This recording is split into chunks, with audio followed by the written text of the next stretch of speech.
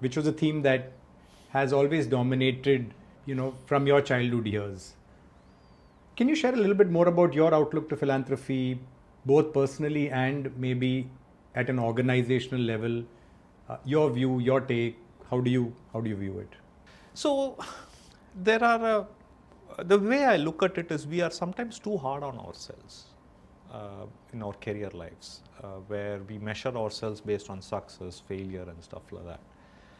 But there's more to life is what I've realized, Anthony. And this is something that I had a coach who kind of said, leading a balanced life is a lot more important than measuring yourself based on a personal identity which is behind a title or the position or how much you make and so on and so forth. As they say, it will catch up, right? At some point of time, you are going to be outdone by somebody else. Someone asked me this question, if I were to remove that title from you, who are you? I introduce myself as so-and-so, this is my title in this company. If I were to remove that, how would you introduce yourself? Interesting. That kind of made me think about who I am. And I had sacrificed so much of my life in my career behind earning the title, earning certain things. But who am I otherwise?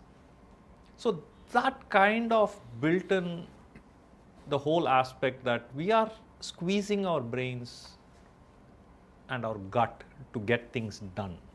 But are we building the muscle called heart? We always ask this question, what do you think?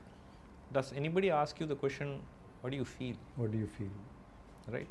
And to me, I do three things, which was, I would strongly recommend a book called Play to Potential. He's a good friend of mine who kind of said, I think it's important that we kind of balance what do you feel.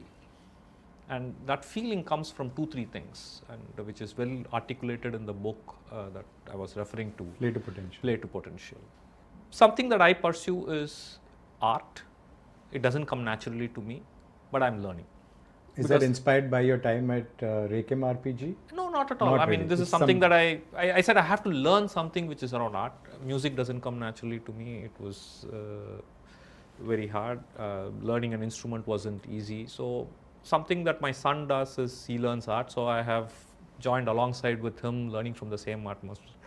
So the beauty about that is it brings in an element of humility as well. Because imagine being with 6-year-old, 10-year-olds who are around the table with the same art master, and here I am also doing a similar kind of a drill. And there are a lot of giggles going on where they say, Uncle, aisa nahi karta hai. There's a lot of reverse mentoring that happens. Yes. And you kind of realize how small you are in the larger scheme of things when they get it and you don't get it. Yes. Right? And when you put all of these things together and at the end of the class you see the output, it leaves you with a lot more warmth and it kind of feeds into your heart of content. Right? I think that's